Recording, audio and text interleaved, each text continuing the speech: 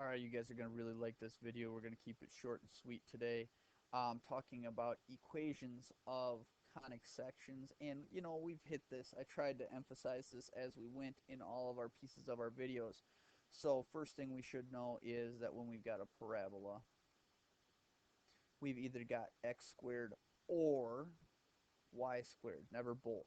So I can have two different situations. I can either have y equals ax squared plus bx plus c for my standard form, y equals a times x minus h squared plus k for our vertex form, which we kind of like to use when we're graphing, or y equals something like a times x minus p times x minus q factored form, or our form to find our roots.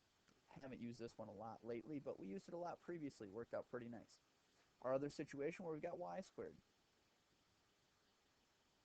So pretty similar. It looks going to look very much the same, but we switch around the x and the y.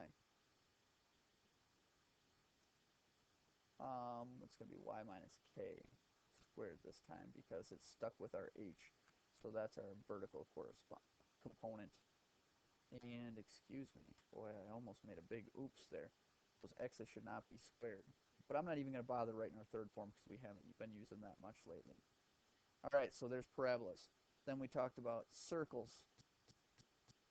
When we've got circles, we've got x squared and y squared. But the other thing that we've got to remember is that they're balanced. That they're going to be equal to our radius.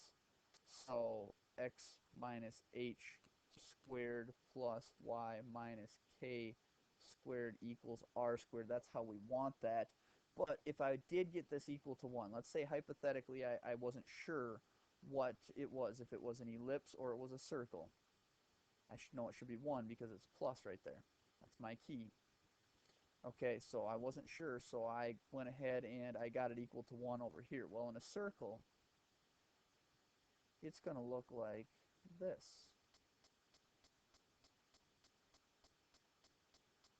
Now that's not what I wanted when I'm using a circle, but what I noticed there is that these two down here, when I say they're balanced, those are the same value below my x and below my y if I do get it equal to 1.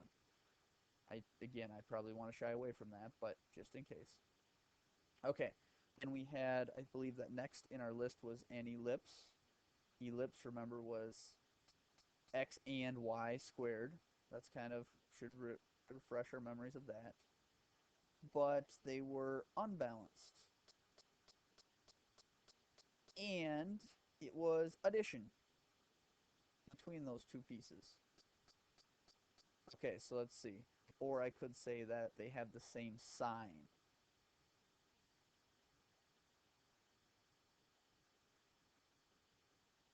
Okay, so our equation that we like to work with again, x minus h squared over a squared plus y minus k, that difference squared over b squared equals 1. And we used our a and our b to help us find our axes, our vertices and our covertices. Covertices were the endpoints of the minor axis, would be a name for those. All right, so we've got those three, and our last one was a hyperbola. Big thing about a hyperbola, they could be balanced. We've got an x squared and a y squared. They could be balanced, but the important thing here is we've got subtraction. Subtraction between those terms. So might look something like x minus h squared over a squared minus y minus k squared over b squared equals 1. There's that minus sign. Or maybe I had, instead of that, I had y minus k squared over b squared minus x minus h squared over a squared equals 1, depending on which way it's going to open, if it's going to open vertically or if it's going to open horizontally. Okay, so just a quick run through of our equations. Now, we might say that standard form of a quadratic. Now, this is assuming that we don't know what kind of conic we have. We just know that we've got a quadratic. might look something like this.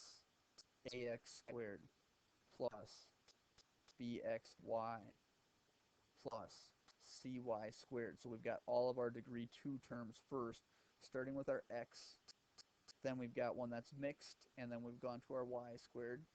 And then we're going to go to our degree 1 terms, dx, so we're going to start with our x, plus our y part, so we've got a coefficient e of y, and finally our constant f, and we make that equal to 0.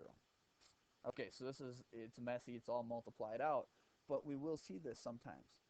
And things that I want to look for, if I want to try to decide what kind of a conic that I've got, is do I have x squared and y squared? If I've only got one term squared,